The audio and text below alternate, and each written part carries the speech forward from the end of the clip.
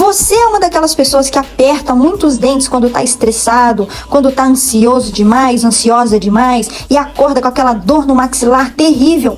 E muitas das vezes até os dentes ficam trincados. Você é dessas pessoas? Se você for uma dessas pessoas ou conhecer alguém que faça isso, mande logo esse vídeo para essa pessoa, porque se você fizer isso daqui, ó, todos os dias, antes de dormir, durante 2 minutos nessa região aqui, você vai perceber que essas dores vai melhorar muito. Sem contar que você vai conseguir dormir melhor e vai ficar menos estressada também. Agora, se você gostou dessa dica, deixa um coração para mim, já comenta qual é a dor que você sente, que você gostaria que eu deixasse aqui uma dica pra você e manda pra todo mundo que você conhece que é estressadinho.